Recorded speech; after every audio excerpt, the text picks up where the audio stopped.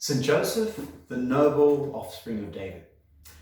That's the title for today's meditation, and a title conferred on St. Joseph, not just because he happens to be of the royal line of King David, like someone tracing their family history on Ancestry.com to some ancient king or patriarch, but principally because he was chosen by God to be the foster father of his only begotten son, Jesus, himself of divine origins, and then raised the incarnate King of Kings as his own. St. Joseph is thus proposed to us as a model of a noble life, which we men can emulate, imitate, and transmit to others.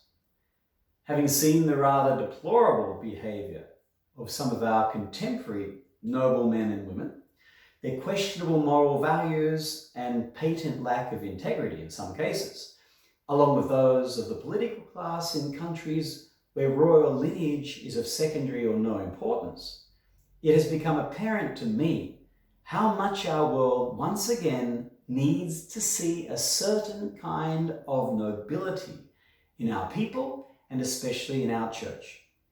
And you and I are called to incarnate it. The word nobility itself carries a double meaning.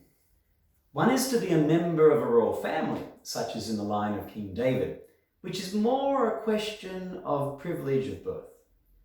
Another is to be noble in character, which is sometimes defined as a quality of elevation of mind or an exaltation of character or ideals or conduct. And it's a question of example. Who better than St. Joseph for that, who not only incarnated something of the fatherhood, the paternity of God in himself, but also brought Jesus up to be a man of integrity and exemplary conduct. St. Joseph shows us the true virtue of humility. Chosen to be the foster father of Jesus, he is extolled as a humble, hard-working man who conscientiously devoted his life to raising and educating Jesus, who in turn came to be known as the son of the carpenter. Hardly a noble line of work for someone so great.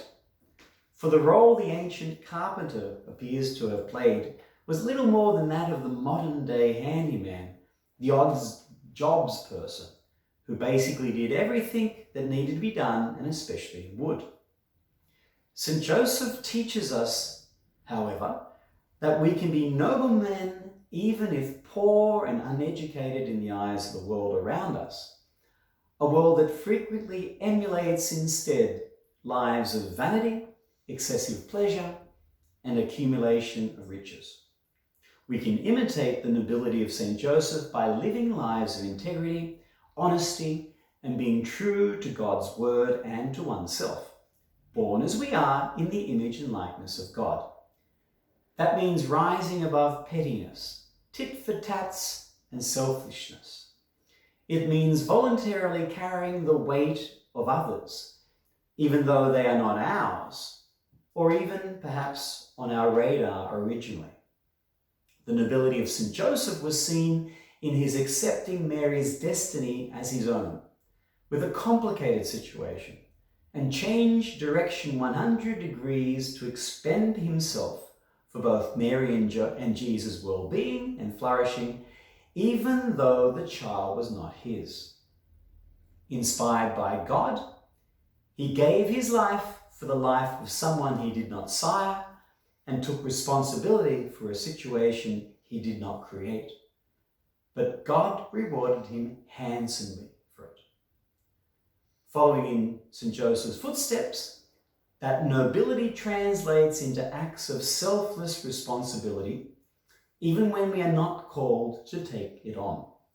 The movie Extraction, for example, starring Liam Hemsworth, is currently trending on Netflix.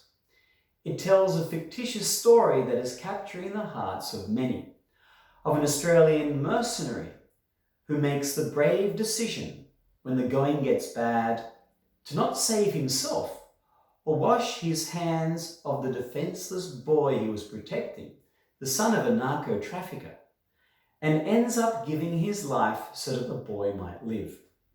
Okay, it's only a movie, but it reminds us of that kind of selfless nobility which we are called to emulate as Catholic men in St. Joseph. Reading the signs of the times, it is certainly something that is sorely needed in today's world and admired in popular culture as such. May the consecration of our lives to God through St. Joseph's intercession and example serve to make us better men of God and all the more willing to give our lives for the sake of the little Christ child growing up inside people around us, even in those who, like in St. Joseph's case, were never originally on the radar. God bless and have a beautiful day.